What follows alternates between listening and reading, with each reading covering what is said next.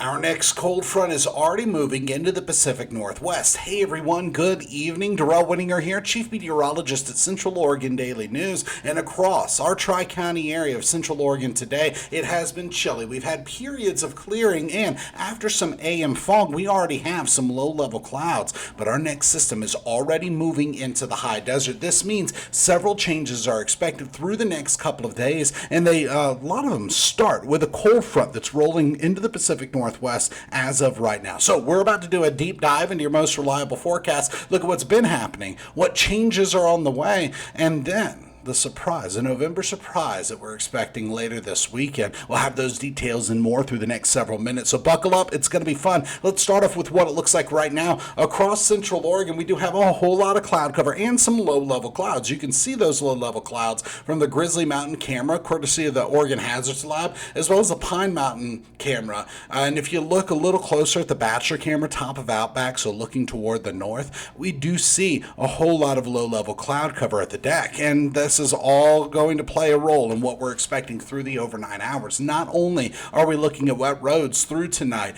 but we are expecting some snow at elevation through the passes mostly, and some areas of fog are even going to be possible. So when it comes to future road conditions tonight, this front pushes in, and by 11 o'clock, remember, with green, it is wet, which means pretty much wet roads are expected. That includes the Santiam Pass, Government Camp, and Willamette Pass. Even when we look down toward Crater Lake and Diamond Lake Junction, that's where we start to see a change. But remember, Diamond Lake Junction is about a mile in elevation, and so with that elevation of about 5,200 feet, there are some areas that are going to start to get snow a little earlier than others. But let's get back to Central Oregon, because we start to get that mountain snow after midnight, and then showers become very hit and miss and start to fizzle out as we begin to get clearing through the day. So we're not looking at much in the way of snow totals in our lower elevations, but through the Cascades, some light snow is going to be possible. We've already had a lot of cloud cover rolling in, but the precipitation is still along and west of the Cascades, and even through the mountains.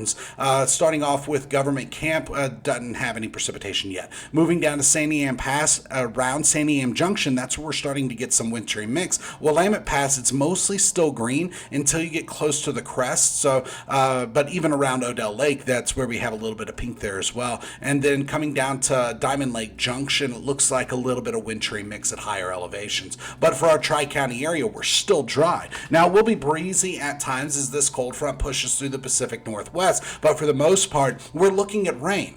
Some mountain snow, just not much in the way of total. So by the time we're starting the day tomorrow, some slick roads are going to be possible, because we are expecting mostly rain, or at least snowflakes to melt before they reach the surface. But add in near and below freezing temperatures, and some slick spots are going to be possible. There's our cold front. When we look at the bigger picture, we can see that this cold front is part of a low pressure that's over the Gulf of Alaska, and it's a strong low. And for us, this cold front is going to already coming over the coastal range. Then it moves through the Cascades. The Cascades absorb a lot of moisture with this system, but we're still going to get rain. And some snow showers are expected, just not much at all in the way of totals. When we look at the bigger picture, this cold front is stretched all the way down into California. So if you're in Klamath or Lake counties, it's going to be impacting you. If you're in Wasco County, it's going to be impacting you. And then we turn our attention to a broad ridge or high pressure out over the Pacific Ocean. This Pacific high is going to be what influences us through the rest of this week and this weekend. So starting on Friday, we'll begin to get tons of sunshine. It's just between now and through tomorrow that we're going to see this little bit of an active weather pattern. Meanwhile, switching gears a little bit more, we were just looking at infrared satellite imagery. This is water vapor, and there's a pretty decent plume of moisture, a rich plume of moisture that's coming out from over the Pacific Ocean up through the California coastline and into the Pacific Northwest. Now, that does go all the way down to that same plume of moisture goes all the way down to Hawaii. But what we're going to see is after this cold front pushes through,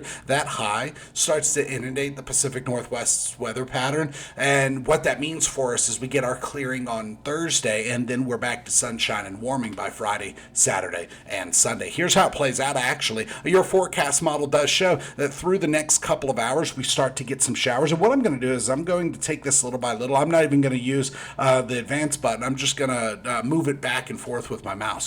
So shortly after sunset, we're still mostly cloudy. And then once we get to 9, 10 o'clock, we're really starting to see those showers come down the east slopes of the Cascades and into central Oregon, including the 97 corridor. Notice at 11 p.m., by the time we're doing our late night show, we have snow in the Cascades, and that's about it. The rest of us still just damp roads. By tomorrow morning, 3 a.m. to 7 a.m., we're looking at the potential for some snowflakes, but that's also when clouds start to thin out. We keep that chance of precipitation until clearing really brings us more sunshine during the day. And with that, we're expecting some rain and snow showers, some flurries and sprinkles to start the day, followed by late morning and midday clearing, and then tons of sunshine through the rest of Thursday. By Friday, we still have sunshine. By Saturday, we start to see some PM clouds working their way into the high desert. Now, let's shift gears just a little bit, look at relative humidity. This is going to be important tonight because not only do we have a chance of precipitation, but we already have some low-level fog, or low-level clouds, which could descend even more, becoming fog. And so it's going to be a tale of two forecasts. Number one, there's a chance for more freezing fog overnight. Number two is a chance for showers and maybe even some flurries where some of that fog is. And so we have an active weather pattern through the tonight and going into tomorrow, then it clears back out. Now, relative humidity, once we start to see numbers getting to between 90% and 100%, that's when we're looking at fog development. So that's something we're going to be tracking through the rest of tonight. Meanwhile, high temperatures in the last 24 hours, 40s with a few 30s. Far cry from what the forecast, let me look back. This time yesterday, I was saying that Wednesday's forecast high was going to be 50 degrees. We didn't get anywhere close, and that's because some of that AM fog lifted, but it did not dissipate. That's what we call a forecast buster. I am so sorry, but it was just a chilly day with some periods of clearing. We didn't keep cloud cover through the entire day, and as of right now, it's already chilly. As of just before the 5 o'clock show, we're in the 30s with a few 40s. That puts us running between 2 and 8 degrees cooler than 24 hours ago. Tonight, it's going to be cold again with lows in the 30s and 20s, and by tomorrow, a chilly day with 40s. A few 30s and 50s are going to be possible, but we're keeping a lot of that cloud cover until we hit the midday and afternoon hours, and so it's not really going to let temperatures go too far. Watch what happens, though, because by Friday, high pressure is really building into the Pacific Northwest. This triggers a warming trend. We're looking at highs in the 50s, reaching into the 50s, I should say, and then by Saturday, we're looking at well into the 50s, mid to upper 50s, few 60s even possible, all in advance of our next cold front, which at this time will be way out over the Pacific Ocean. So between now and Saturday at 11 p.m., we will have had showers already pushing through the high desert. That happens tonight, and then this high pressure becomes the dominant feature of our weather pattern. So going forward through the next several days, we do have roller coaster temperatures. It was chilly today. It's going to be chilly tomorrow. We start to warm up Friday, Saturday, and Sunday, then another dip in temperatures with the beginning of next week on the backside of that Sunday, Monday cold front. Let's time it out. This is similar to the high resolution forecast model we were just looking at. It's just not as high resolution. And we have a cold front that by the time we get to this evening at 11 o'clock, it's already going to be bringing showers to the Tri-County area. Further out over the Pacific, another low with another cold front, but there's that high pressure. That high pressure is going to take charge. So by 11 o'clock, scattered to widespread rain. Some snow showers overnight, not enough to get excited about, not even much in the highest elevations, less than 4 inches through the Cascades, the Ochocos, and the Badlands of eastern Oregon. By Thursday, shortly after sunrise, we start to clear out. Then we have more sunshine by the midday and afternoon hours. We keep that sunshine Friday. Saturday, in and out clouds. By Sunday, increasing clouds, and that next cold front is going to be weak. First, it passes over the coastal range, then it goes through the Cascades, really absorbing most of that moisture, and with that,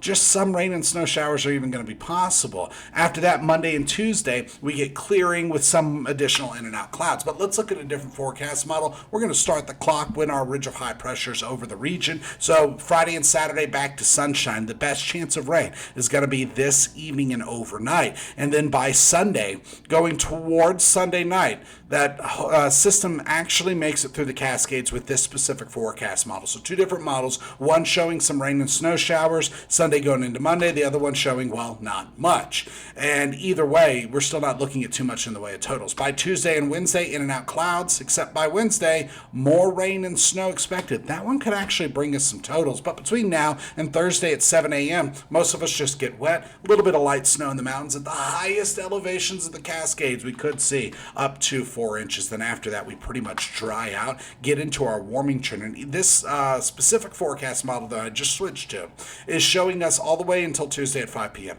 This includes Sunday and Monday system, and it's showing very similar readouts to what we saw with tonight's system, mostly rain, a little bit of light snow, could cause some slick roads in the morning. So wind gusts here in the last hour or so haven't been too impressive, about 10 to 15 miles per hour. Actual winds, 2 to 10 miles per hour. And here through the overnight hours, we get back down to a gentle breeze. By tomorrow, a light breeze. By Friday, we're wrapping up the work week with a light breeze, tons of sunshine, and the warming trend begins. So tonight is that best chance of rain that we're looking at between now and next week. And we're expecting rain with some snow showers expected, lows in the 30s and 20s. Most of our lows are below freezing, but remember, the low temperature typically happens closer to sunrise when we're starting to get some of that clearing. Areas of fog are expected, keeping us chilly through the day. 40s with a few 30s and 50s not out of the question, but I think we have a better chance of seeing 30s tomorrow than we do 50s tomorrow. By Friday and Saturday, the warming trend really takes shape. We get up to either side of 60 degrees, and our Sunday-Monday system knocks us down another peg. And through the rest of the 7-day planner, we're really looking at chilly conditions and another system Tuesday and Wednesday. That Tuesday and Wednesday system is going to be another one that could bring some decent precipitation, including some decent snow to the Cascades. So your weather headlines for Wednesday, November the 19th include cold temperatures and showers tonight. Many of us bottoming out near and below freezing, a lot of 20s even on the map. It's going to be chilly with clearing through Thursday, and the warming trend sets up as we wrap up the work week. So as of right now, rain is coming up the west slopes of the Cascades, not quite into central Oregon. That really takes shape later on this evening. That is the latest in weather. Join us tonight on Central Oregon Daily News. We'll have the latest headlines and your most reliable forecast. Tonight, that's going to be at 5 and 11 on ABC and at 6, 7, and 11 on CBS. If you have any questions or if there's anything that I didn't cover that you'd like more detail about, drop that in the comment section below. I do this for you, so if you need anything, let me know what it is, and I'll do my best to get it for you. But for now, that is it. Join us tonight on Central Oregon Daily News. Next show starts at 5 p.m. on ABC. We'll see you then.